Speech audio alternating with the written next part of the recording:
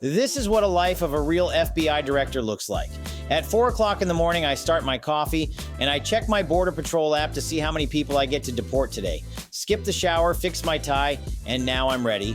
On the way to work, I have a sensible donut, sip my coffee, and listen to the police scanner for any crime. At 6 o'clock, it's time to get to work.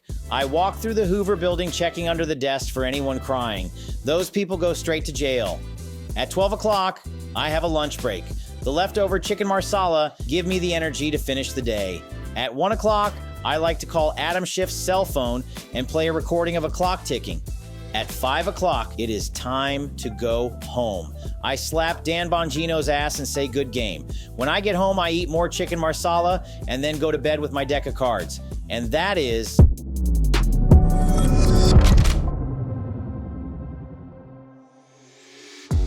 From inside of the FBI office. Here we go. FBI Director Patel says transparency on Russia collusion claim in just a week or two. The biggest DC deception we have ever seen. They talked about the J6 pipe bomb. They talked about so very much. This is the clip that sent me, saying that Comey, Peter Strzok, Andrew McCabe, James Comey, who's been brought into federal custody, more on that in just a second, lied to rig a presidential election. This coming directly from the FBI. They lied to rig an election. Rigged and stolen. Take it away, Kash. I can speak to the folks that were in our seats, our predecessors, and they intentionally failed the American public by putting on the biggest DC deception game we've ever seen. They said the FBI was the most storied institution for law enforcement, and it was. And it will be again very soon.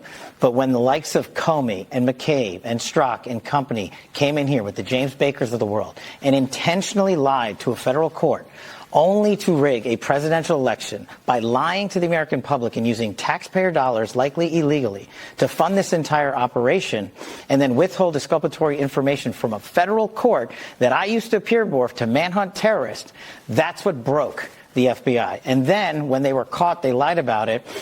And you and a few others like Dan and others were brave enough to cover it 6, 7, 8 years ago. And we're still talking about it today because as Congress is working rigorously with us, the Crossfire Hurricane documents are coming fast and hard. And they're being sent there unredacted so we can have full accountability. And that's how you restore what the trust that was lost to the American public when it comes to the FBI. Yeah, but come on, Director, with all due respect, we've been talking about this for a long time, and I've been demanding accountability for many, many years. You mentioned Comey, Strzok, and the rest. They've got TV shows. They've got media platforms. They're fine. There's been no accountability. Well, look, it's a fair criticism, but what I will tell people is we weren't here in the FBI in the last 5 years when we had statute of limitations that were still in play, where we could have investigated criminal conduct. Most of these statute of limitations are 5 years old. And we will investigate criminal conduct where we find a righteous case to do so, and the law and the facts allow us to. But a lot of it we're precluded from. So we'll take the criticism, and it's rightfully so. That could we have done more in the past? Sure, people before us could have. But what we can do now is continue to put out the documents and the information that these people withheld from the American public. And I'm just telling you right now, as much as we know about Crossfire Hurricane, he and I just found out more last week. And we're continuing to work with Congress to put those documents out. That's how vindictive and vicious the former leadership structure here was. Not only did they bastardize the FISA process and lie to the American public, they withheld and hid documentation and put it in rooms where people weren't supposed to look. And it's a good thing we're here now to clean it up, and you're about to see a wave of transparency. What do you mean? Just give us about a week or two. Okay.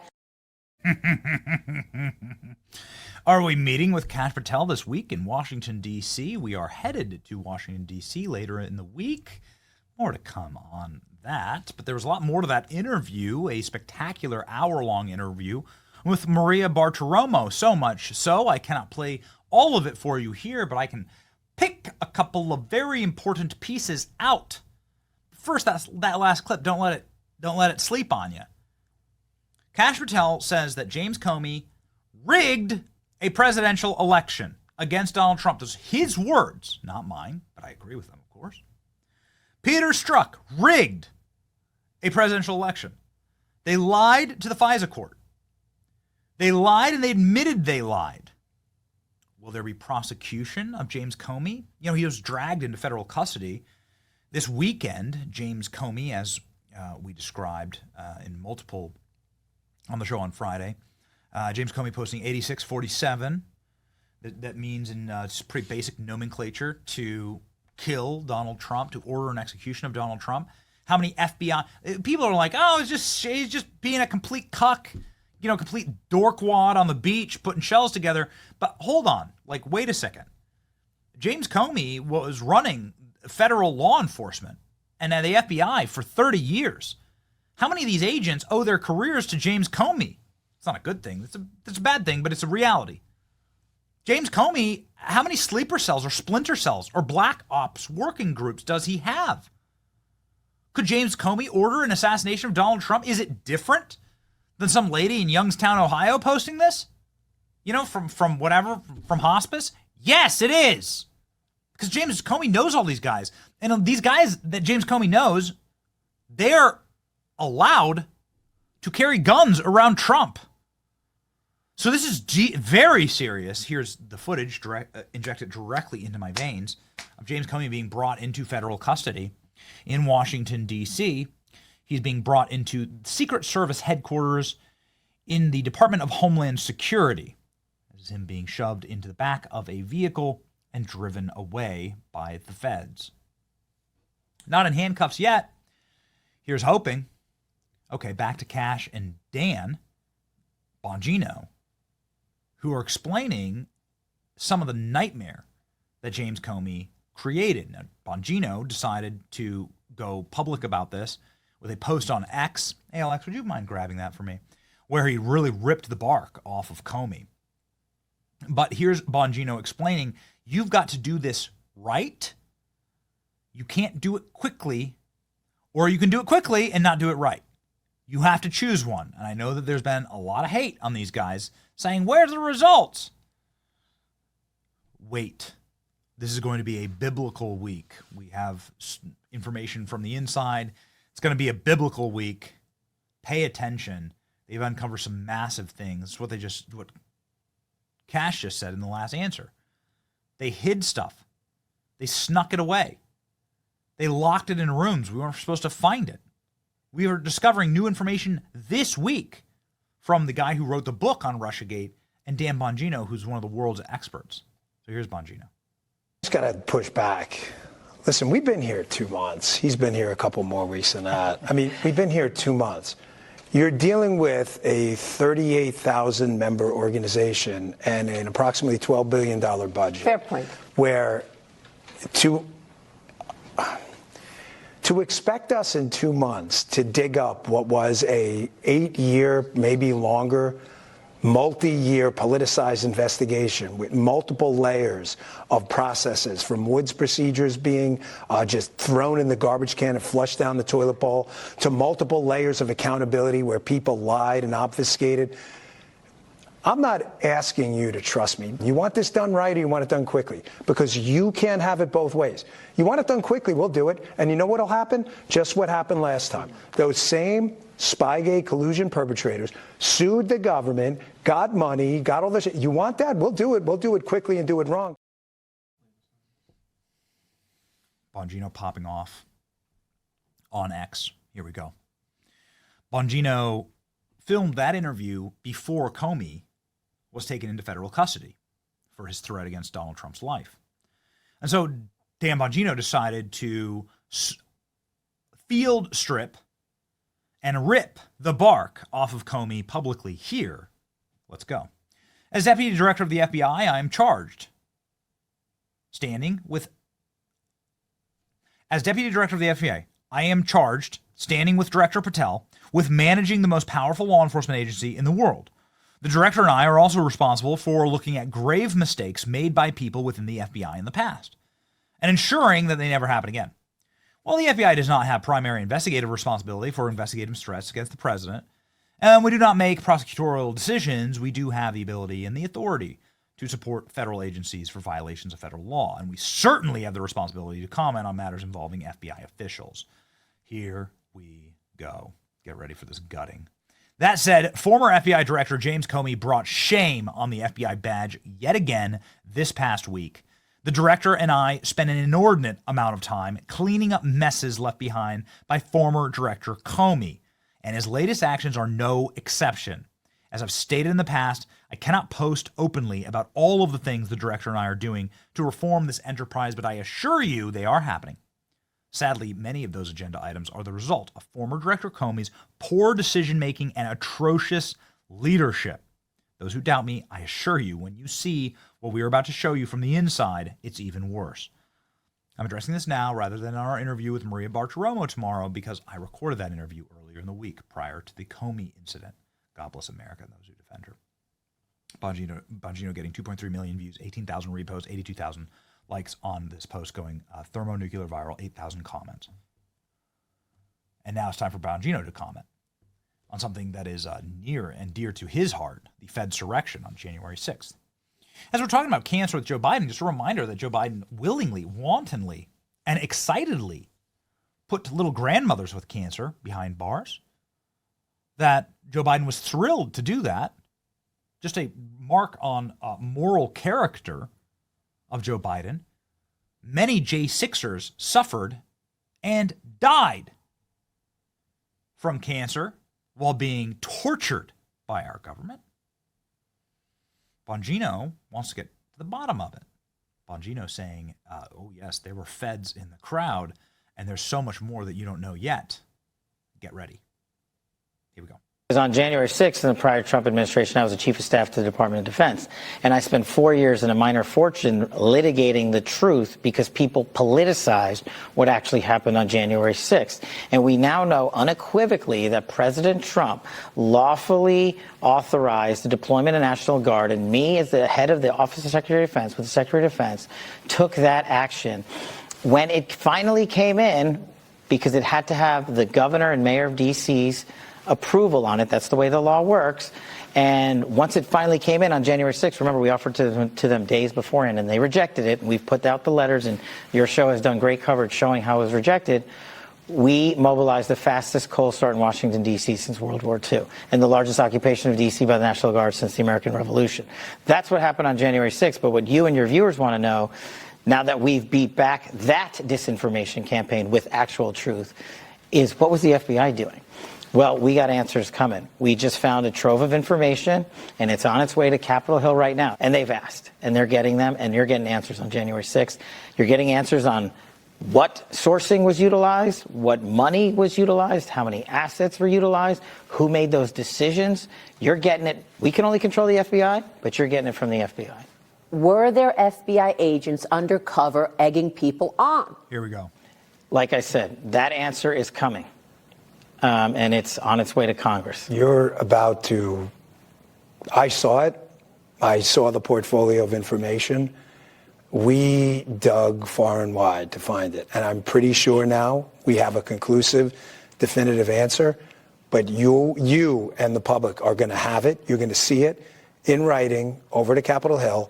But I just want to be sure we're clear, having been an agent and a police officer. There is a difference between an agent, I know you know this, I don't mean to sound ridiculous. An agent, meaning a trained GS 1811 federal agent, and a source or an asset. There's a difference. So when you see the material, which I promise you is coming, again, I'm not asking you to trust us. I know it's coming because I saw it yesterday. When you see it, I just want you to understand that it's not an apology for anything. Thank you. But there's a difference between agents and assets. Yeah. And I just hope when people put that information out there, they make the distinction. Not that it's better or worse, but there's a distinction there. It's a very important distinction. And I want to level set here. I want the American public to go back and look at what our predecessors stated to Congress under oath, that there were no FBI sources utilized in and around January 6th. I'm going to leave it at that, but go play the videotape and look for this material coming to Congress. Wow. So get ready. We've had those members of Congress on our program. James Comey, of course, is a regular. Anna Paulina Luna, again. Tim Burchett, also.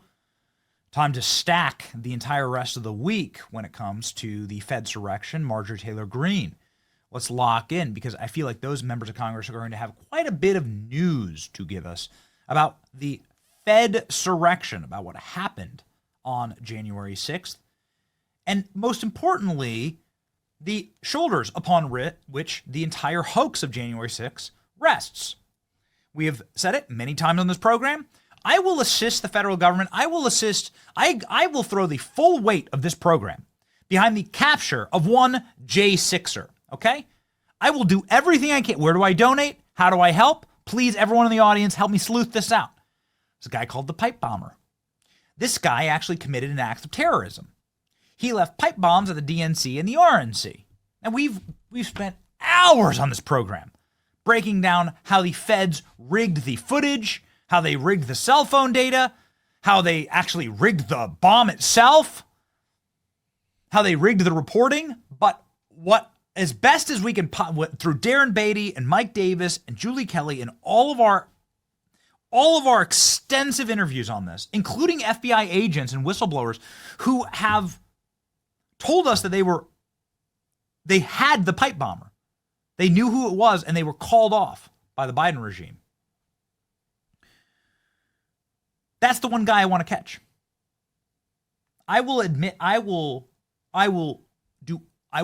lend you my sword and all the power of everything that we're building here to catch the pipe bomber. Perfectly happy with revealing who that individual was. Based on all of our interviews and all of our extensive research on this, that guy was a Fed. Or at the least, he was working for the feds. He was planting an op. And that op was to ensure that Capitol Police were drawn as far away from the Capitol as possible at the height of the instigation by Ray Epps and others of the Capitol breach. So resources would be pulled away from the Capitol building. And no matter what happened during January 6th, you could always write the narrative that there were gallows set up and that there was a bombing. You could always put that in a headline. You could always lead with that as your chyron. So if the feds built the gallows, which they did, Ed Martin was on confirming that just a couple days ago.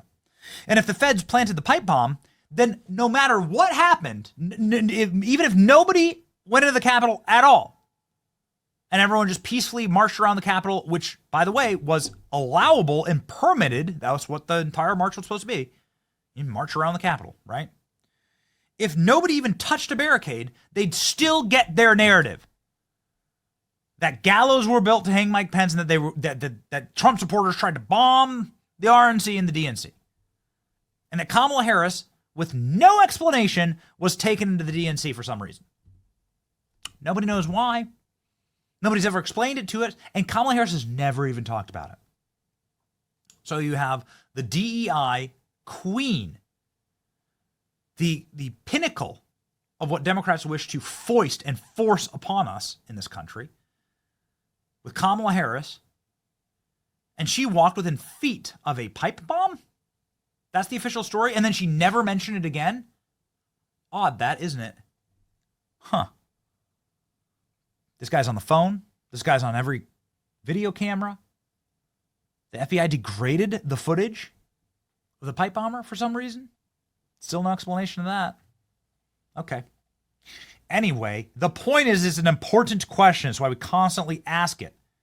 And the entire lie of the Fed's direction hangs in the balance as to who the pipe bomber was, who was paying him, who was directing him to do what. He was a Fed. Let me just tell you straight up. The pipe bomber was a Fed trying to create a narrative, much like they built the gallows. So, ladies and gentlemen, Bongino on finding the pipe bomber. Let's go. But you promoted Stephen Jensen, the architect of the FBI's overzealous January 6th investigation. I want the American public to realize what we did. That man was in a position where he literally fought back against the machine who was saying, we want to politicize this event. We want to politicize this event. And at the end of the day, remember, Maria, there's a chain of command here. So you can fight back your chain of command to a certain degree before they fire you. And Steve Jensen and other folks were promoted because they embody what the American public demands of FBI agents. To get to the bottom of something like January 6th and the pipe bomber case, for example, you need three things. You need people, you need information, and you need people with information. I'll allow the public to put that together. And just wait, and you'll see. Nothing we're doing, nothing, is by accident.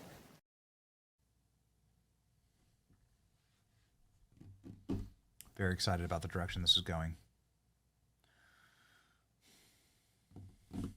Very excited about it. Kash, Patel, and Dan Bongino keep.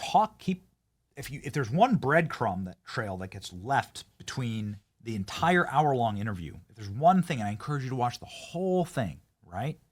There's one thing that they continue to tell us in this interview. It's that justice is coming.